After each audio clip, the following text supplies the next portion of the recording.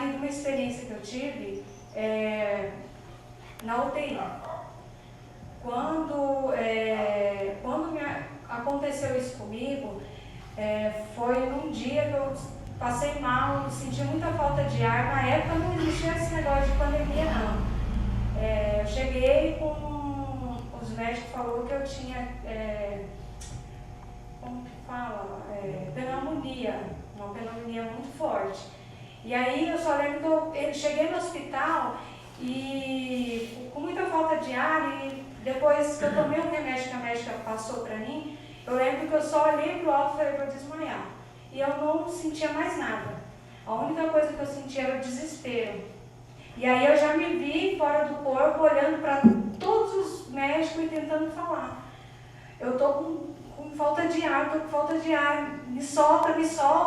E aí, foi muito forte, igreja, muito forte mesmo. Eu me vi assim, desesperada e tentando falar para todos eles, só que ninguém me ouvia. E aí, o que acontece? Eu peguei e isso tudo já começou uma luta espiritual.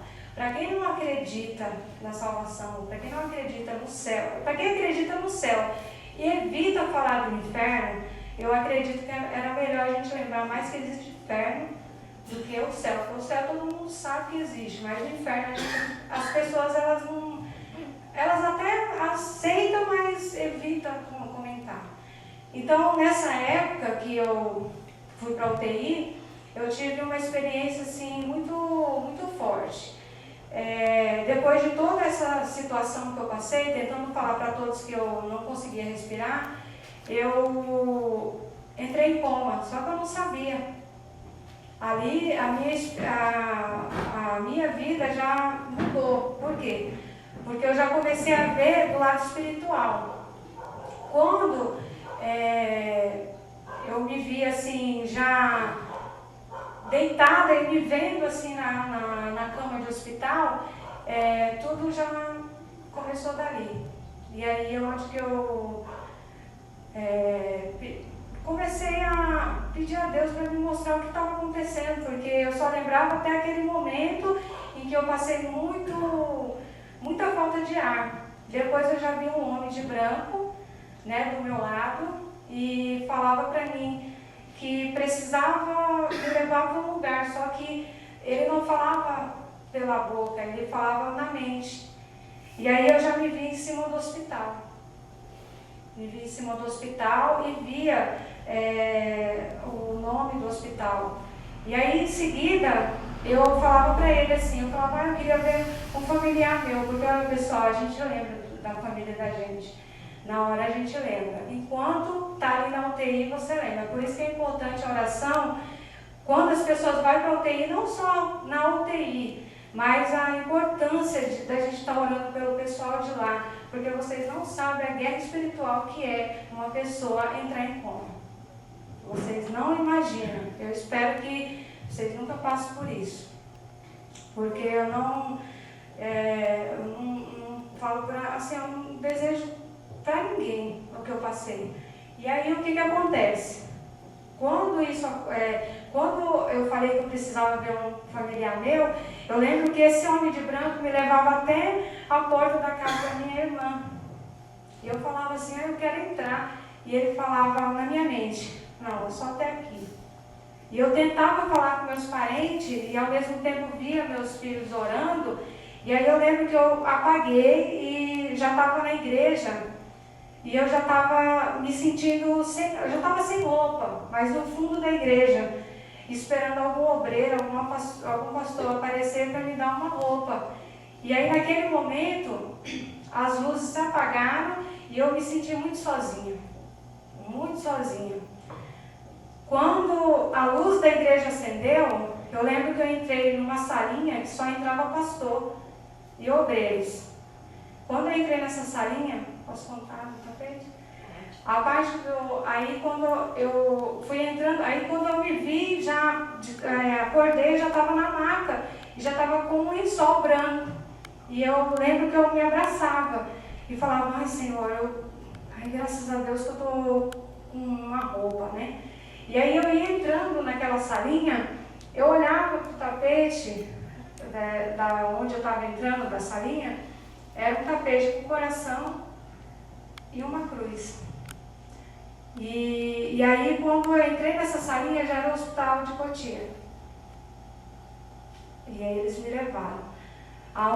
Quando eu entrei, já foi outra experiência. Pior ainda, porque isso aí não era nada. Eu querer falar com o parente e não consegui. Quando eu entrei, que esse homem de branco me deixava na sala, ali no meu quarto, eu via nitidamente os aparelhos, né, do coração. E eu estava viva, mas eu me via ali deitada. Aí eu falei, eu me sinto tão cansada. E eu sentava na cama, onde o meu corpo estava.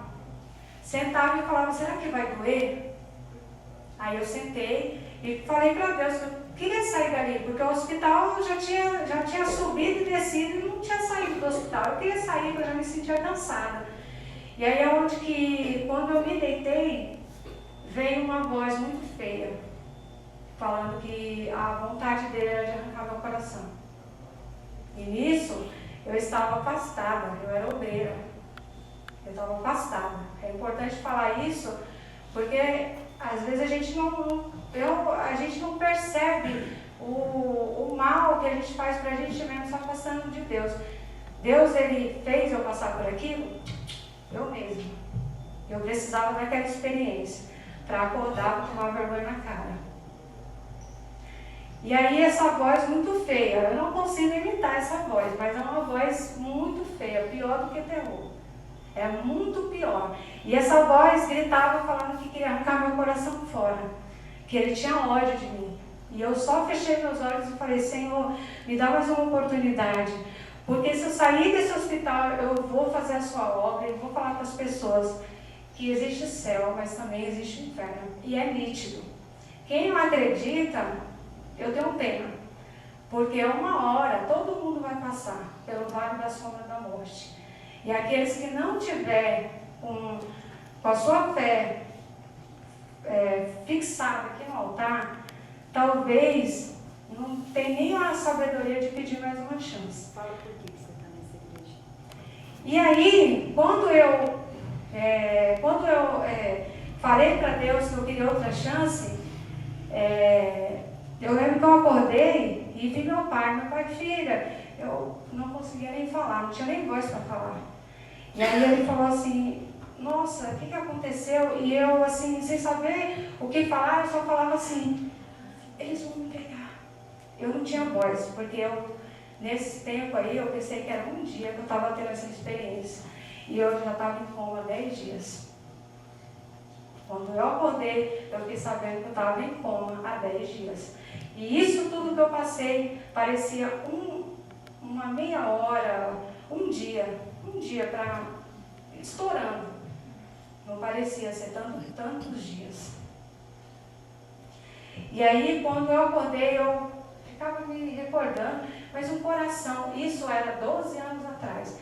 Quem sabe que quanto tempo que a igreja tem? 8 anos. Vai fazer 8 anos. Há 12 anos atrás, eu vi esse coração e essa cruz. E hoje eu faço a obra dentro da igreja com esse coração e essa cruz. Quando eu cheguei aqui, a convite do pastor que convidou meu esposo, eu não prestei atenção em nada da igreja, nem no pessoal, ninguém. Eu acho que eu nem lembro o que o pastor estava falando. Porque quando eu olhei esse coração e a cruz, eu fiquei paralisada. Eu não acreditei. Eu falei, Senhor, mas o coração e a cruz. E eu já tinha ido, não sei quem já foi no São Francisco. Uma vez eu tinha convênio lá, eu fui e tinha um coração, mas não tinha a cruz dele. E eu procurava em cada lugar que eu ia, eu olhava sempre o tapete, o coração com uma cruz. E hoje eu faço a obra nessa igreja. Então, mais importante do que vocês saberem o meu testemunho, é vocês pegarem firme com Deus. Aqueles que estão chegando agora, não permita que nada tire você da presença de Deus. Porque imagine eu, naquela situação, sem a sabedoria que vem do altar, de pedir mais uma chance. Tem gente que já vai embora. Já vai embora, porque já foi até me dito, no dia que o diabo falou isso, ele vinha com um caixão e uma pessoa muito bem vestida e falava, deita aqui. Deita aqui. E meu corpo doía. Só que eu não entendia porque meu corpo doía. Eu nem falei para a senhora, mas foi me oferecido um caixão. Quantas pessoas já não teve na UTI e foi oferecido esse caixão? E a pessoa entrou lá e não sabia que era o demônio das almas preciosas. Porque você tem um valor, como eu tenho um valor, todos nós temos um valor especial para Deus. Então, assim, eu deixo aqui a vocês o meu sentimento, testemunho, um sentimento muito forte. Eu queria falar para vocês e convencer, mas eu sei que quem convence é o Espírito Santo. Eu espero que vocês não precisem chegar numa UTI, no desespero total que eu senti, para você despertar, porque eu tomei vergonha na cara. Eu não despertei, mas eu tomei vergonha na cara. Então, uma vez que você fala que você vai obedecer ao altar, o único responsável pela vitória ou pela derrota somos nós. Não é a pastora, não é o pastor, não é a igreja, não é o seu irmão do lado. É a gente mesmo. Eu agradeço, meu